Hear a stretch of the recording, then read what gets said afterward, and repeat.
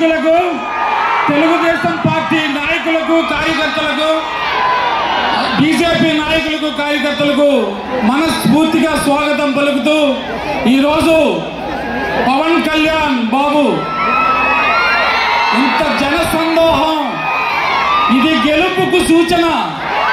పోలవరం గడ్డ జనసేన అడ్డ, తెలుగుదేశం అడ్డ, బీజేపీ అడ్డ, అందులో డౌటే లేదు. ఈరోజు మనం చూస్తున్నాం, మొదటగా చాలా వీక్ గా కనిపించాం, ఇప్పుడు జనసందోహం. ఎక్కడ చూసినా జనసేన గెలుపు, కూటమి గెలుపు తథ్యం అనేది ఈరోజు మనమంతా ఈ పోలవరం నియోజకవర్గంలో ఒకే టాక్. ఈరోజు మనం చూస్తాం ఈ 5 సంవత్సరాల అరాచక పాలన. పోలవరం ప్రాజెక్టు ఏమి ఇసుకంత కూడా కావాల. పవన్ కళ్యాణ్ గారు వచ్చారు, పోలవరం ప్రాజెక్ట్ చూశారు, ఆయన ఆనాడే ఫిక్స్ అయినట్టున్నారు, ఈ సీటు తీసుకోవాలి, ప్రాజెక్టు పూర్తి చేయాలనుకున్నట్టున్నారు. ఆయన తప్పనిసరిగా అది జరిగి తీరుతుందని నాకు నమ్మకం ఏర్పడింది, అందులో ఏ అనుమానం లేదు.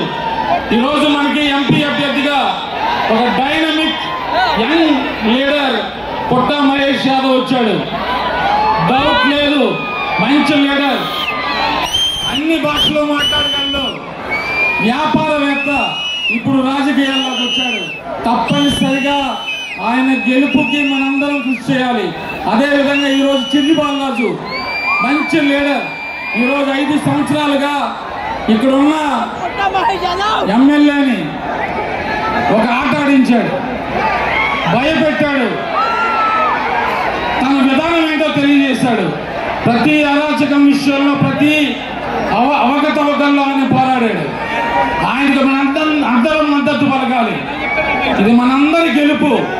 దయచేసి అందరూ ఈ సందర్భంగా నేను ఒకటే ఈ వేదిక మీద నుంచి పవన్ కళ్యాణ్ గారి సమక్షంలో నేను వేడుకుంటాను, ఇక్కడ తెలుగుదేశం, బీజేపీ, జనసేన కూటమి అభ్యర్థి గెలిచి తీరాలి. ఇదందరూ మన బాధ్యతగా తీసుకొని మనందరం ముందుకు వెళ్ళాలని.